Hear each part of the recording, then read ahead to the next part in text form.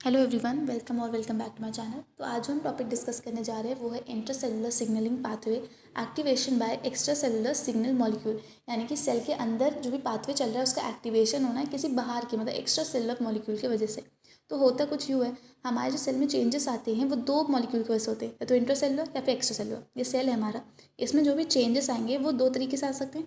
Extra cellular मतलब cell के बाहर का कोई मॉलिक्यूल हमारे सेल पे बाइंड हो रहा है और चेंजेस ला रहा है हमारे सेल के अंदर, ठीक है। और दूसरा होता है इंट्रासेलुलर।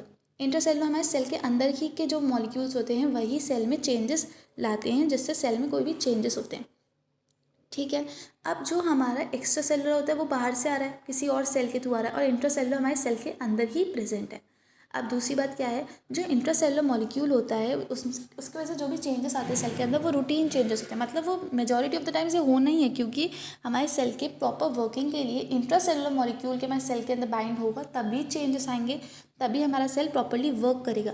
तो इंट्रासेलुलर से जो भी मॉलिक्यूल्स होते हैं उनका बाइंड करना इंपॉर्टेंट होता है। अब एक्स्ट्रा सेलुलर जो मॉलिक्यूल होता है उसकी वजह से न्यू पाथवे अराइज होता है, डिपेंडिंग ऑन कौन सा मॉलिक्यूल बाइंड कर रहा है। अगर कोई भी मॉलिक्यूल, अगर कोई डिफरेंट मॉलिक्यूल बाइंड कर रहा है तो डिफरेंट टाइप का हमारा पाथवे अराइज होगा। कोई और बाइंड कर रहा है तो कोई और पाथवे अराइज करेगा, ठीक है। सपोज करते हैं कि हमारा स्टार शेप का जो मॉलिक्यूल है वो बाइंड कर गया हमारे रिसेप्टर पे, तो अलग पाथवे अराइज होगा। सर्कल हुआ तो अलग रिसेप्टर पे बाइंड होगा और चेंजेस लाएगा। रेक्टेंगल हुआ तो अलग रिसेप्टर पे जाके बाइंड करेगा, और इनकी वजह से अलग अलग पाथवेज अराइज होंगे।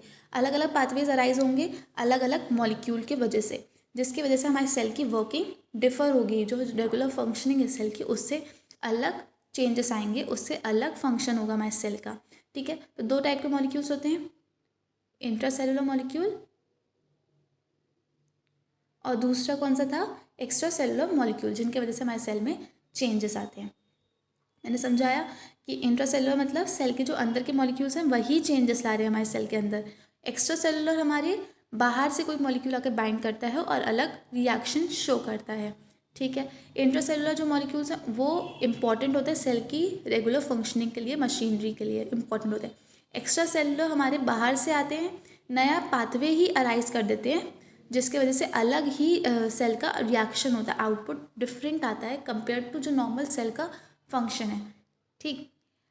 डिपेंडिंग ऑन कौन सा मॉलिक्यूल हमारा बाइंड कर रहा है रिसेप्टर पे, उस अकॉर्डिंग ही हमारा सेल रिएक्ट करेगा, उसी अकॉर्डिंग हमारा न्यू पाथवे अराइज होगा, जिसकी वजह से नया रिएक्शन हमें मिलेगा सेल के बारे में। अब बात करते हैं कि ये मॉलिक्यूल आ कहाँ से रहा है। हमारा एक सेल ने मॉलिक्यूल को दिया और दूसरा सेल ने उसको रिसीव करा, मतलब एक सिग्नलिंग मॉलिक्यूल कहाँ से निकला, एक सेल से निकला और दूसरे सेल के रिसेप्टर पर जाके बाइंड कर दिया। तो जिसने निकाला वो सेंडिंग यूनिट हो गया, सेंडिंग मॉलिक्यूल हो गया, मतलब सेंडिंग सेल हो गया जिसने सेल को छोड़ा।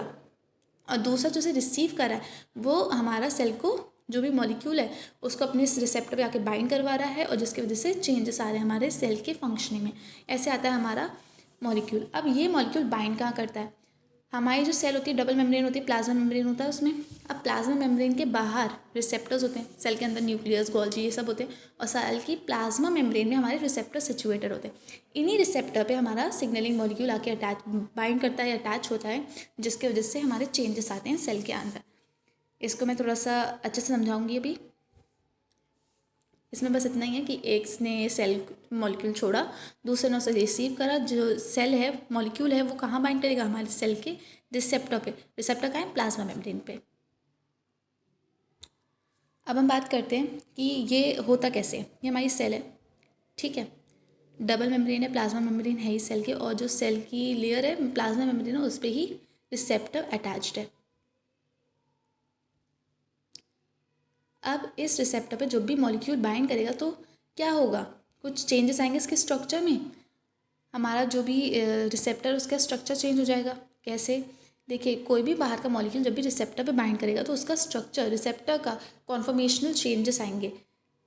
जैसे कि देखिए पहले रिसेप्टर कैसा था, विदाउट कोई भी एक्स्ट्रा सेलुलर मॉलिक्यूल। जब इस पर एक्स्ट्रा सेलुलर मॉलिक्यूल बाइंड हो गया तो इसका स्ट्रक्चर देखिए चेंज हो गया, कॉन्फॉर्मेशनल चेंजेस आए हैं रिसेप्टर पे। इसका स्ट्रक्चर बीच में भी मतलब वही मॉलिक्यूल ही है, तो इस पर जब बाइंड होगा तो रिसेप्टर पे कॉन्फॉर्मेशनल चेंजेस आएंगे। और ये कॉन्फॉर्मेशनल चेंजेस जब आएंगे तो कुछ चेन ऑफ केमिकल रिएक्शंस होंगी। पहले क्या होगा, रिसेप्टर बाइंड करेगा, कुछ कॉन्फॉर्मेशन मतलब शेप में, स्ट्रक्चर में चेंजेस आएंगे, और उसके बाद चेन ऑफ केमिकल रिएक्शंस होंगी। जो ये चेन ऑफ केमिकल रिएक्शंस होंगे, इनकी वजह से दो टाइप के चेंजेस आते हैं। तो पहले क्या हुआ, कॉन्फर्मेशनल चेंजेस हुए, हमारा जो भी रिसेप्टर है उसमें कॉन्फर्मेशनल चेंजेस आए। उसके बाद हमारा क्या हुआ, केमिकल रिएक्शंस अराइज हुई, चेन ऑफ केमिकल रिएक्शंस हुई इस मॉलिक्यूल के बाइंड करने की वजह से, जो कि डिफरेंट होंगी डिफरेंट मॉलिक्यूल के लिए। अब जो केमिकल रिएक्शंस होंगी उसकी वजह से दो टाइप के चेंजेस आ सकते हैं, या तो परमानेंट या फिर टेम्पररी। ठीक है, टेम्पररी रिवर्सिबल होते हैं और परमानेंट इरिवर्सिबल होते हैं, ये हमेशा के लिए हो जाते हैं। तो फिर ये देखिए, हमारा जब भी रिसेप्टर पे प्रोटीन बाइंड करेगा तो चेन ऑफ केमिकल रिएक्शंस होंगी। In chain of chemical reaction वजह से दो टाइप के चेंजेस आ सकते हैं डिपेंडिंग, एक होता है परमानेंट और दूसरा होता है टेम्पररी। टेम्पररी हमारा शॉर्ट टर्म होता है, ज़्यादा टाइम के लिए नहीं होता है, रिवर्सिबल होता है, मतलब अभी है बाद में फिर नॉर्मल हो जाएगा सेल का फंक्शनिंग। पर परमानेंट चेंजेस में हमारे बहुत देर के लिए चेंजेस आते हैं, ये इरिवर्सिबल नहीं होता है। ये अगर एक बार चेंज आ गए तो दोबारा से हम रिवर्स नहीं कर सकते।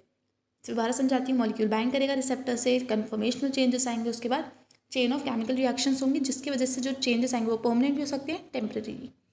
ये टॉपिक यहीं पे ख़त्म होता है। नेक्स्ट टॉपिक में हम किस के बारे में बात करेंगे, टाइप्स ऑफ सेल सिग्नलिंग, जो कि लेंदी टॉपिक है, हालांकि ईजी है, मैं समझाऊंगी, आपको समझ आ ही जाएगा। अगर नोट्स चाहिए तो आप प्लीज़ कमेंट करिएगा, मैं आपको नोट्स का PDF प्रोवाइड कर दूँगी। बाकी thank you for watching and all the very best. आप नेक्स्ट वीडियो का वेट कर सकते हैं जिसमें मैं टाइप्स ऑफ सेल सिग्नलिंग के बारे में बात करूँगी। Thank you for watching, all the very best, अच्छे से पढ़िए।